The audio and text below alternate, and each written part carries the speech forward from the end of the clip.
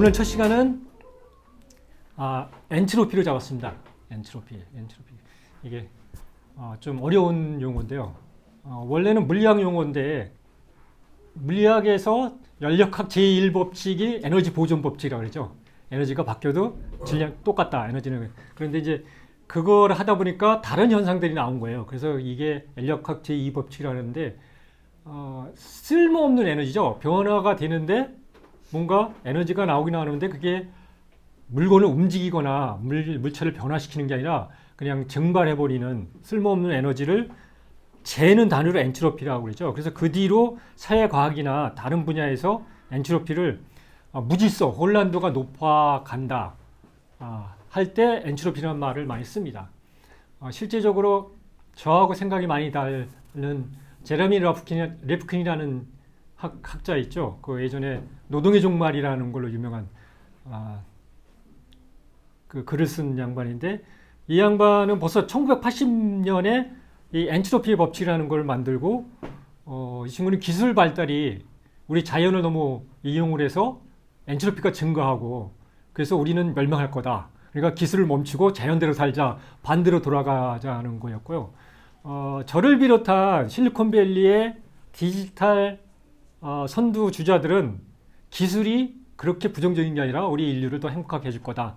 이렇게 얘기를 하죠. 그래서 서로 충돌하고 있는데 그래서 이 엔트로피 개념이 디지털이 네트워크로 이루어져 있고 그 네트워크는 각 참여자가 서로 상호작용으로 이루어지기 때문에 매우 중요한 개념입니다. 그래서 이 엔트로피 개념을 이해를 하면은 비즈니스 모델을 이렇게 발전시켜 나갈 때 도움이 많이 되거든요. 그래서 그 얘기를 먼저 하는데 산업혁명은 기계가 들어오기 시작했죠. 그래서 사실은 이게 우리 삶에 가장 영향을 미친 게 자동차죠. 산업혁명은 사실은 자동차로 도약을 시작했고 자동차로 망하기 시작합니다.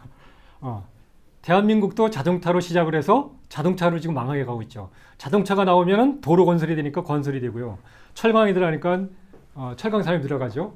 이런 모든 것들이 같이 들어가는 정유산업부터 시작해서 모든 게 엮이면서 우리가 실제적으로 매일 생활에서 사용하는 자동차 문화인데 이 자동차 문화는 1908년에 포드가 T 모델을 만들면서 본격적으로 우리 삶의 핵심 산업으로 자리 잡았죠. 그전에는 이제 메르세데스 벤츠라고 거기가 최초로 상용화 자동차를 만들었는데 가격이 무지 쌌죠. 그리고 대량 생산을 못했고 그런데 이제 포드가 T 모델을 만들면서 가격을 갑자기 10분의 1로 줄이고 그래서 대량 생산이 나오면서 이미 2차 대전이 벌어지기 전에 미국에서 수백만 대의 자동차가 돌았다고 그래요. 그래서 이 자동차가 어떤 역할을 하냐면은 미국의 공장이 이제 계속 늘어나잖아요. 늘어나면서 그 공장에서 일하는 노동자들이 미국 중산층의 핵심이 됩니다. 그러니까 미국의 핵심은 자동차 산업이고 이 자동차 산업이 미국의 특히 백인 중심으로 하는 중산층을 키워줬고 이 중산층들이 미국을 지탱해 왔죠. 그런데 제가 2006년부터 2009년 동안 미국 특파원을 했는데 그때 이미 미국의 자동차 산업은 망하기 시작했습니다. 모든 공장은 멕시코로 넘어갔고 캐나다나 조립 공장은 그리고 거기에 딸린 부품 공장이나 다른 제품 공장들은 다 중국에서 들어오고 그래서 미국도 자동차 노동조합이 제일 셌습니다.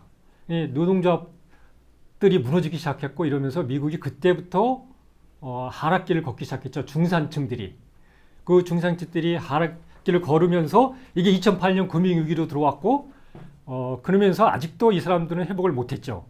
근데 한 축에서는 실리콘밸리를 중심으로 디지털 산업을 일으켰던 사람들이 이 사람들을 대체해서 올라가기 시작했어요. 그래서 거기에 밀린 예전의 백인 중산층들이 트럼프를 지지하기 시작한 겁니다. 트럼프가 대통령이 된 이유는 그겁니다. 네, 그렇게 자동차가 중요한 역할을 했죠. 대한민국도 마찬가지죠. 제 첫 자동차가 1987년에 프라이드입니다. 저거 5인승 해치백 나왔을 때 저걸 타고 네 식구가 전국을 돌면서 이렇게 하는 기억이 나는데 대한민국도 저 때부터 자동차 시대로 접어들었죠. 그런데 처음에는 차도 별로 없었어요. KBS라는 큰 회사도 부장급도 차가 없었으니까요. 신입사원이 차를 샀잖아요. 그래서 사고 주차장도 뭐 조그맣고 전국을 달아도 뭐 교통체증 이런 게 없었는데 90년대를 넘어오면서 마이카 붐이 불기 시작했죠. 그때부터 현대자동차가 커지고 철강산업이 커지고 건설업이 커지고 이러면서 대한민국이 경제가 급속도로 부자가 되고 그리고 중산층이 형성되고 이렇게 됐었죠. 이게 이제 몇 년 전부터 자동차 산업이 무너지기 시작했죠. 자동차 산업이 생기면서 이게 산업혁명의 아주 단적인 특징을 보여주는데요. 이런 현상이 벌어지죠. 이게 왜 벌어질까요? 먼저 가려고 그러니까 그렇죠. 산업혁명은 기본적으로 자원의 희소성에서 출발합니다. 그러니까 디지털은 그 첨가 방법이거든요. 특히 3D 프린트 이런 것 같들은 무용에서 내가 갖다 넣으면서 모형을 만드는 건데 디지털은 산업혁명은 기본적으로 절삭 가공입니다. 그러니까 원재료에서 깎아서 들어가는 거기 때문에 한계가 많거든요. 그러니까 원재료를 일단 확보해야 되니까 자원이 희소하고 그걸 먼저 차지하려고 경쟁을 하죠. 그래서 내가 아무리 열심히 가도 상대가 먼저 가면 내게 없는 거예요. 그래서 이 엔트로피가 어떤 개념이냐면은 이게 이제 디지털로 넘어오면서 새롭게 적용이 됩니다. 디지털로 넘어오면은 네트워크로 이루어지고 아까 얘기한 것처럼 상호작용으로 이루어지기 때문에 다른 개념이 작용하죠. 부족한 게 아니라 너무 많죠. 우리는 이미 풍요 시대에 살죠. 그래서 여기서는 다른 모델로 작용을 하는데 그거를 이제 그 다친 가치 확산 모델이라고 그러거든요. 이 모형이 이게 이제 뭐냐면 처음에 별표의 기술이 나오면은 그 사람들이 주로 그 기술로 인해서 가치를 얻죠. 그랬다가 어느 순간에 이게 수요가 많아지면 거기서 그 기술을 만든 사람 혼자서는 감당이 안 됩니다. 그러니까 맨 처음에는 2명이 원했다가 그 다음에 20명, 100명이 원하는데 그걸 감당을 못하는 거죠. 그래서 가치가 갇혔다 그래요. 그래서 그 다음에는 그걸 풀어줘야 돼요. 풀어주기 위해서 그래서 전문 기술자를 형성하죠. 예를 들면 요리점을 얘기를 들면은 내가 요리를 잘해요. 우리 할머니가 요리를 잘해요. 그러면 할머니 혼자서 요리를 해서 몇 명한테 요리점을 하죠. 근데 인기를 끄기 시작하는 거예요. 그래서 맨 처음에는 일주일에 한 20명 와서 먹었는데 갑자기 100명이 넘어오는 거예요. 할머니 혼자 못하는 거예요. 그러면 그때부터 가족이 들어간다든가 이렇게 도와주죠. 이게 이제 전문 기술자 그룹 형성 단계. 영어로는 길드라고 그러거든요. 형성 단계에 들어가요. 가치를 그렇게 여러 명이 안 들어가면 그 가치를 풀 수가 없어요. 그렇게 하다 보니까 더 인기가 좋아져서 이게 매일 오는 사람이 500명으로 들어가는 거예요. 그러면은 그 몇 명이 집단을 하는 것도 감당이 안 되죠. 그럼 가치가 다시 갇히는 거예요. 그럼 이걸 풀어줘야 돼요. 그래서 그때 나오는 게 이제 가치 사슬은 뭐냐면은 예를 들면은 체인점 이런 거예요. 그러니까 내가 혼자 하는 게 아니라 이렇게 동업자를 둬갖고 같이 나누는 게 이게 이제 가치 사슬이라고 하거든요. 가치 사슬을 나누는 단계가 되고 이게 더 커지면 이제 대량 생산 단계로 가고 이게 완전히 전 국민한테 이용자한테 퍼지면은 이제 이게 자동 라인으로 들어가죠. 그러니까 자동차 같은 경우도 T 모델이 그걸 만든 거죠. 이런 모델인데 이게 이제 디지털 시대로 넘어오면서 이 모델이 다르게 작용하죠. 이 모델을 저도 모르고 있다가 이거를 실리콘밸리에 있는 친구들이 이 모델을 계속 쓰더라고요. 이게 원전이 어딘지도 저도 잘 몰라요. 누가 쓰고 누가 이걸 만들었는지 모르는데 이 친구들이 계속 쓰더라고요. 그래서 실리콘밸리에서 어떻게 이용하는지 디지털 시대의 이 엔트로피가 어떻게 닫힌 가치가 되고 닫힌 가치가 엔트로피를 증가시키고 이걸 어떻게 풀어서 비즈니스 모델을 만드는지 요거를 가장 이해하기 쉽게 예를 하나 드릴게요. 여기 이제 미디어 업계에서 오신 분들이 많으니까 넷플릭스도 얘기를 드릴게요. 넷플릭스는 2007년 저 미국에 있을 때 그전에는 DVD를 매장마다 블록버스터라고 있었거든요.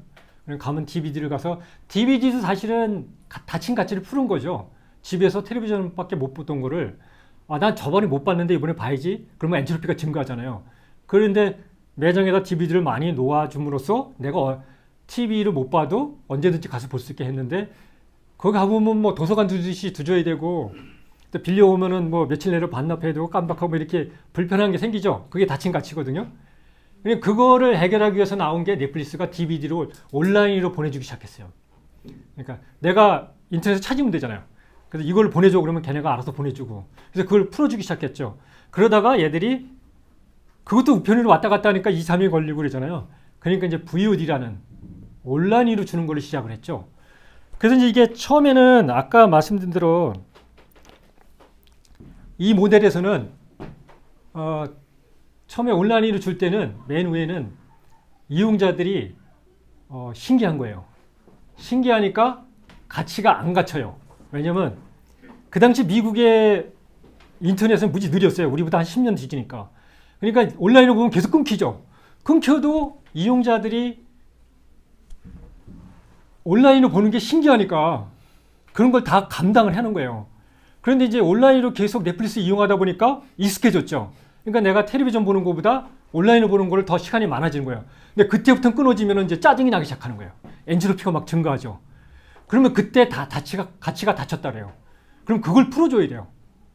그래서 모든 그 디지털 기업들은 이 닫힌 가치를 풀기 위해서 그 기술 투자를 하고 있습니다. 그래서 넷플릭스 같은 경우는 그 닫힌 가치를 풀기 위해서 1년에 5천억 원 이상을 써요.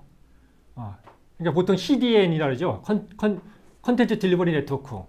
끊어지지 않고 원하는 대로 화질이 어떻든 미국에서 보든 한국에서 보든 영국에서 보든 시청자가 사용자 경험을 최고로 경험할 수 있게 끊임없이 기술로 그거를 닫힌 가치를 풀어주는 거예요. 그걸 뭐 풀어주면 거기서 막힙니다.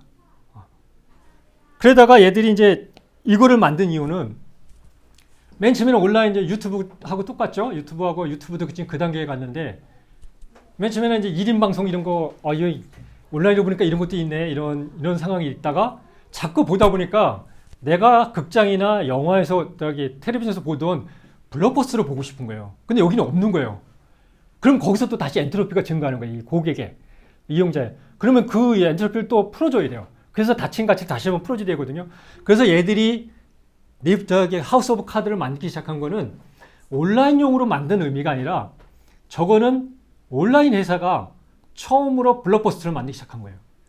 헐리우드라는 유일한 그 제작 시스템이 만들던 블록버스터를 듣도 보도 못한 온라인 회사 넷플릭스가 만들었다는 데 의미가 있어요. 그러면서 지금까지 그걸 무사히 해내고 있죠. 그래서 작년 기준으로 한 15조 원 썼을 거예요, 얘들이. 그렇게 쓰는 이유는 그거고요. 이게 이제 아날로그 방법이죠. 여기에 있는 사업자들이 다 어렵거든요. TVN, CJ가 아무리 잘 나가도 실제로 그 수지를 이렇게 데이터를 보면은 CJ도 고민이 많습니다. 그러니까 여기에 있는 사업자는 누구든지 앞으로 잘 나갈 수가 없고 지금도 잘 나가지 못합니다. 거기서 조금 누가 낫냐지. 그 이유가 이용자들이 기술 환경이 변하면서 계속 요구사항이 엔트로피가 증가하는데 그거를 이 플랫폼으로 해결할 방법이 없는 거예요.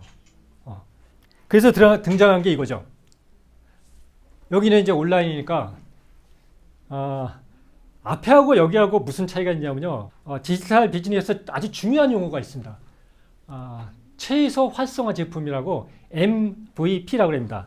그러니까 미니멈 바이어블 프로덕트 MVP. 그러니까 지금은 실험실과 시장과 이게 다 합쳐집니다. 그래서 대학이 어려운 게 연구 기능을 예전에는 대학에서 연구해서 기업에 넘겨줬는데 지금은 시장에서 동시에 이루어지거든요. 그래서 최소 제품을 던져놓고 그거를 또 하나 디지털에서 모든 비즈니스나 개인에서 중요한 게 업그레이드입니다. 그 용어가 중요한 용어가 최소 제품을 던져놓고 이용자하고 반응을 보면서 업그레이드를 계속 시키는 거예요. 근데 이 플랫폼들은 온라인이기 때문에 그게 가능해요. 조그맣게 아무거나 던져놓고 반응을 봐가면서 내가 업그레이드 하는 거죠. 근데 우리 비즈니스 할 때 그게 제일 안 돼요. 산업화 시대에는 완제품을 만들어서 완벽하게 해서 던지는 게 익숙해 있거든요. 우리 기존 방송사들이 다 그렇죠. 대부분 기존 미디어 기업에 있었는데 생각들이 다 그렇거든요. 근데 그거는 못 쫓아가는 게 시청자, 그러니까 이용자의 엔트로피가 쌓이는 거를 고려를 안 해요. 이용자의 엔트로피가 어디 쌓이는지 고려를 안 하니까 내가 생각해서 던지는 거예요. 그럼 그게 아니면은 이미 리소스는 많이 투입됐는데 해소할 방법이 없죠. 그래서 기존 기업들이 어려운 이유가 그거거든요. 그런데 이게 아까 얘기한 미니멈 MVP를 만들어서 업그레이드하는 모델, 또 이용자의 엔트로피를 파악해서 막 계속 그걸 풀어주는, 가치를 풀어주는 모델이 왜 쓰이냐면요. 올 초부터 미국 증권가는 난리가 났습니다. 디즈니 플러스를 올 연말부터 다음 달부터 시작하거든요. 콘텐츠가 어마어마하게 많죠. 그죠? 애플도 시작을 했고요. 예? 그 MBC 유니버설은 이미 시작을 했고요. 경쟁자가 무지 많이 늘어나는 거예요. 더 세죠. 더 센데 그래서 넷플릭스가 어려울 거다. 이게 뉴욕 증권가의 분석이었습니다. 그런데 그 지난주에 3분기 실적을 했는데 사상 최대의 실적을 냈어요. 저도 넷플릭스가 쉽지는 않다고 봐요. 근데 이거 반대로 뒤집으면요. 넷플릭스는 지난 10년간 그 이용자의 엔트로피가 어디서 증가하는지를 파악하고 거기에 갇힌 가치를 풀기 위해서 계속 훈련을 해왔거든요. 10년은. 그러면 디즈니 입장에서 1위 사업자인 디즈니 입장에서 콘텐츠가 제일 많죠. 근데 지금 콘텐츠만 갖고 되는 게 아니라 저 콘텐츠를 이용자한테 제공할 때 그 어디에서 엔트로피가 쌓이는지 그리고 그걸 어떻게 푸는지를 훈련을 하려면 10년을 쫓아가야 돼요. 넷플릭스를. 그러니까 넷플릭스는 강자가 들어오니까 어려워졌지만 사실은 디즈니가 넷플릭스를 쫓아가는 거가 훨씬 어려워요. 그죠? 애플이 그렇게 세인데도 지도 서비스를 만들었다가 구글한테 창피를 당한 게 그거예요. 그죠? 그 막강한 기기를 갖고 있는데도 그 이용자의 엔트로피를 파악하고 거기에 갇힌 가치를 풀기 위해서 훈련한 과정은 하루아침에 쌓이는 게 아니거든요. 사실은 대한민국 기업들이 어려운 거는 그 훈련을 안 해왔어요. 왜냐? 대부분의 CEO들, 경영진들이 거기에 투자하겠다 그러면은 당장 수익이 안 생기거든요. 안 생기니까 투자를 안 하죠. 그러니까 농토물에 가면은 갈수록 어려워지는 거예요. 그게 지금 거의 악순환에 빠져갖고 지금 거의 모든 분야에서 헤어나기 어려운 상태에 갔죠. 디지털 시대는 이렇게 얘기합니다. 제프리 머가 이거를 이제 디지털 기업들이 어떻게 하는지를 바꾸는데, 전문 기술자 그룹 형성 단계까지는 갔고요. 내부 기능 확장 단계는 뭐냐면요. 예를 들면 페이스북이 잘 됐어요. SNS가. 막 1억 명이 넘어가. 그럼 그 전에 시작했던 직원들과 감당이 안 돼요. 이거 데이터를 분석하구나. 그러니까 내부에 그때는 이거는 데이터 분석하는 수학자가 필요하다. 들어오고요. 그러다 보니까 인공지능 알고리즘이 이게 더 필요하다. 가치가 엔트로피가 증가하고 가치가 갇히니까 이거 풀려면은 인공지능 알고리즘 전문가가 필요하다. 그러면 인공지능 전문가를 채용하고 이렇게 내부에서 전문가들이 확장이 되는 거예요. 그 단계에 가도 그걸로 감당이 안 됩니다. 안 되니까 가치사슬 형성 단계가 되죠. 그러니까 그때부터는 이제 협력 관계, 이런 걸 인수하고 이렇게 하는데, 그 다음에 이제 인수하는 것도 한계가 있으니까, 그 다음부터는 이제 전 세계 기업들하고 협력을 하죠. 마이크로소프트나 아마존 이런 데는 저 모델이 아니면 버틸 수가 없죠. 그래서 이게 전방위적으로 어떻게 닫힌 가치를 풀어줄 건가? 이게 이제 디지털 기업의 핵심인데, 더 겁나는 거는 이 CEO들이 정말, 리더들이 정말 각성하고 공부를 열심히 해야 될게요. 이 닫힌 가치의 모델이 이렇게 중첩적으로 가속도로 붙여서 일어납니다. 하나도 끝나기 전에 또 들어오고, 그러니까 정신을 차릴 수가 없는 거죠. 그러니까 지금 이 시대는 이러한 원칙들을 이 리더들이 정말 많이 공부하고 거기에 대해 비전을 제시하고 그래야 되는데 리더일수록 공부할 수가 없죠. 바쁘다는 핑계로. 그래서 거기에 이제 고민이 딜레마가 빠지는 거죠. 다시 이제 자동차 얘기로 들어오면은 이 엔트로피가 쌓이고 거기에 따른 닫힌 가치를 풀기 위해서 먼저 했던 일이 도로죠. 이게 현재의 대한민국 도로입니다. 제가 1987년에 프라이드 샀을 때는 고속도로가 4개인가 밖에 없었습니다. 지금은 전국을 어디 다녀도요, 차를 하나도 안 막히고 갑니다. 이렇게 투자를 했죠. 근데 이렇게 가는 거는 아까 얘기한 우리 기존 미디어 기업하고 똑같습니다. 시청자의 닫힌 가치를 풀기가 한계가 있죠. 이거하고 똑같습니다. 이건 차에 달린 거죠. 이거는 뭐 스마트폰에 있는 거죠. 경쟁이 안 되죠. 저거는 오늘 지도가 바뀌어도 바로 업그레이드 하면 됩니다. 이거는 한 6개월마다 한 번씩 하는데 돈도 내일이요 또. 경쟁이 될 수가 없습니다. 이거는 이용자를 하는데. 그리고 자동차 산업에 근본적으로 변화를 겪는 게 있죠. 자율주행 자동차를 왜 하는지를 사람들 생각을 안 하죠. 그 회사들이 비즈니스가 안 되면 하겠어요? 안 하죠. 인공지능이 막 걱정하는데요. 일반 인공지능은 투자를 안 합니다. 나한테 돈이 안 되는데 거기 누가 투자를 해요? 그거는 정부밖에 투자를 안 하는데 정부도 요즘 거의 대부분의 나라가 여력이 없기 때문에 투자를 안 합니다. 그래서 자율자동차는 이 엔트로피를 해결하기 위한 겁니다. 아까 얘기한 것처럼 우리 인간들이 산업화 시대 동안 경쟁에 익숙하다 보니까 산업화뿐만 아니죠. 수렵 시대부터 우리는 경쟁하면서 살았죠. 거기에 본능적으로 익숙하다 보니까 엔트로피가 증가하죠. 자동차를 갖고 있으면 정말 엔트로피가 많이 증가합니다. 운전하면 열받죠. 요거 안 하는 사람 없죠. 차 어리 유지하기도 비싸죠. 주차 오늘도 주차하는데 애먹죠. 이런 일이 벌어지거든요. 그러면 그걸 풀기 위해서 자율주행차를 만든 겁니다. 자 보세요. 차가 저 앞으로 가고 있죠. 내가 파란 자동차면 어디로 들어갑니까? 대부분 C로 들어가죠. 앞으로 상대 앞으로. 그러면 내가 앞으로 질러 들어가려고 내 엔트로피도 증가하고요. 까만 자동차는 가고 있는데 앞에 끼어드니까 엔트로피가 증가하는 거예요. 그러니까 서로 엔트로피가 증가하니까 서로 싸우고 열받고 그러니까 혼란도가 증가하죠. 그래서 이 자동차를 통한 인간의 엔트로피가 어마어마하게 증가합니다. 이걸 해결하기 위해서 자율자동차가 연구가 되는 겁니다. 이거는 보통 뭐 이것도 잘못 생각하는데 이렇게 비디오 인식을 해서 기본적으로 데이터를 만들고 그랬는데 그거는 이제 인간이 자동차에 운전하는 거 똑같죠. 그런데 자율자동차는 그게 아닙니다. 그렇게 해갖고는 자율자동차가 될 수가 없어요. 레벨 5에. 그거는 자율자동차는 모든 게 연결되는 거예요.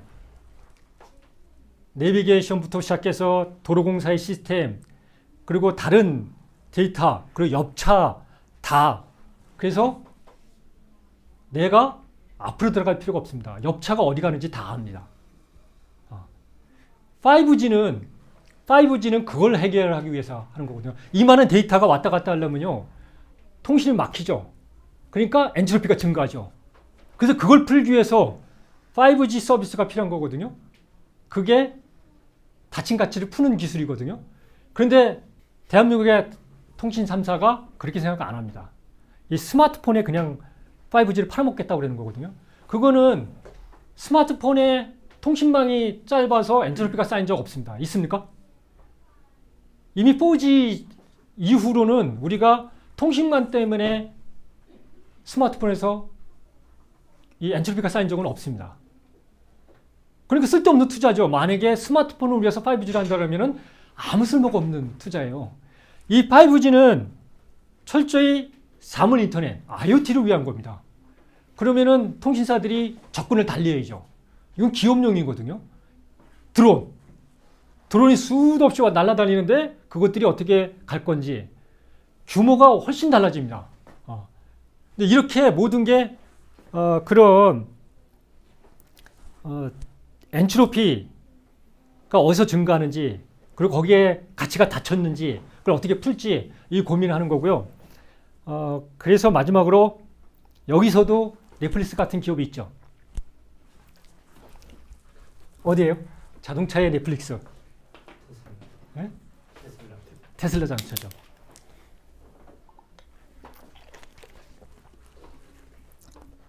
저는 일론 머스크를 미친 천재라고 그랬는데요. 우주선도 이미 다 뚫었죠. 그런 닫힌 가치 우주선을 그 친구들이 한번 나사에서 보잉이나 이런 데서 한번 우주선을 쏠 때 보통 1조 5천억 원이 들거든요. 자기들이 그거를 200억 이하로 줄이겠다. 15년 전에 그걸 선언하고 스페이스X라는 회사를 만들었는데 그걸 해냈잖아요. 그게 기술을 통한 닫힌 가치를 왜 한 번 쏠 때마다 1조 5천억을 벌어야 되나. 그럼 우주를 어떻게 개발하나. 그게 닫힌 가치잖아요. 너무 비용이 많이 들어가니까. 그걸 풀기 위해서 기술을 계속 개발을 해서 지금은 모든 우주선 발사를 스페이스X에 맡깁니다. 테슬라 자동차도 마찬가지예요. 위에는 세마이 트럭이라고 아마 올해 내년에 나올 겁니다. 미국은 물류가 고속도로에 다 저 트레일러 차로 가거든요. 저걸 전기차로 만들겠다는 거예요. 그죠? 전기차가 있어야 자율자동차가 됩니다. 저는 컴퓨터거든요. 밑에는 스포츠카 1.9초대 출발해서 100m 도달하는 걸 1.9초대를 올 연말에 낸다고 했는데 뭔가 조금 문제가 돼서 내년 초에 나올 것 같아요. 이게 이제 전기차 하면은 그동안은 전기차가 예전에도 있었죠. 테슬라 전에도. 거기에는 어떤 엔트로피가 있어요. 전기차. 골프장 가면 많이 있죠. 잘 안 달리죠. 그냥 동네에 보행하는 수준 그런 거죠. 그러니까 자동차로서 역할을 할 수가 없었죠. 근데 테슬라가 맨 처음에 뚫고 나온 게 이거예요. 그죠? 보통 몇 억대부터 몇십억대 하는 자동차하고 성능을 맞춰버렸어요. 테슬라 모델 S가 나올 때 2.9초, 가격 1억 원. 그러니까 이렇게 보통 몇 억 원 하는 슈퍼카라는 거하고 성능을 맞춰버린 거예요. 전기 자동차가 성능이 약하고 느려서 갇혔다. 이거를 풀어버렸죠. 그래서 제가 있을 때 테슬라 로드스터를 만들었는데 그 뒤로 테슬라 모델 S, 모델 3가 양선에 들어가면서 전 세계를 뒤집어 놓고 있죠. 현재 자동차와 테슬라 자동차가 틀린 이유는 테슬라 자동차는 도로를 달리는 컴퓨터입니다. 자동차가 아니고 사람 탈 수 있고 그래서 이거는 소프트웨어하고 비선형적입니다. 그러니까 아까 얘기한 MVP 최소 활성 상품을 만들어서 계속 업그레이드를 할 수 있는 거죠. 그래서 요즘 미국의 뉴스를 보면요. 테슬라 자동차 뉴스를 보면은 누가 뭐 30만 킬로를 뛰었는데 업그레이드 되니까 도로 세차가 됐다 뭐 이런 뉴스가 계속 나와요. 지금은 우리가 자동차를 몇십 년 동안 탔기 때문에 그 모형에서 못 따라거든요. 초기에도 마차에서 일로 간 거기 때문에 초기 자동차는 마차처럼 만들었습니다. 이게 테슬라가 미래 컨셉카를 만드는 겁니다. 지금은 뭐 동그란 차도 만들 수 있고요. 왜냐면 내연기관이 필요 없기 때문에 모터하고 배터리만 들어가면 되니까 마음대로 모양을 바꿔서 만들 수가 있는 거예요. 그죠? 중국이 겁나죠. 중국이 니오라는 차입니다. 이게 테슬라하고 성능이 맞먹습니다. 현재 자동차가 투자를 머뭇거리는 사이에 중국이 전기 자동차는 이미 앞서갔습니다. 작년 판매 순위 보면요. 테슬라 다음에 다 중국이죠. 여기서 또 하나 마지막으로 중요한 개념이 있습니다. 일반 상품화라는 거예요. 기존 기업들이 저렇게 닫힌 가치 모델을 고민을 안 하면은 일반 상품화가 뭐냐면요. 예를 들면 예전에 방송으로 따지면은 KBS, MBC, SBS가 누구도 넘보지 못하는 절대 강자였죠. 그런데 이게 이제 기술이 들어오면서 아무나 참가하고 참가자가 늘어가면은 아까 얘기한 것처럼 이 닫힌 가치가 자동화 단계에 들어가면은 누구나 만들 수 있는 게 된 겁니다. 그러니까 프리미엄 효과가 없어지고 누구나 만드는 그 용어를 일반 상품화라고 합니다.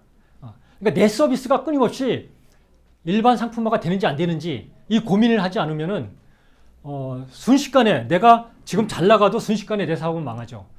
그래서 구글이나 뭐 애플이나 페이스북 이런 애들이 계속 이 인수합병을 하는 이유가 자기네 서비스가 일반 상품화가 안 되기 위해서 노력하는 거거든요.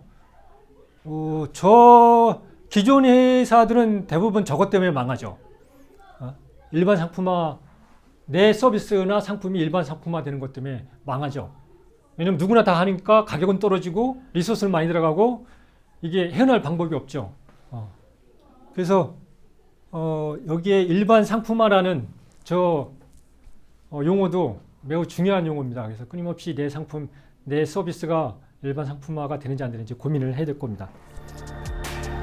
여기까지입니다.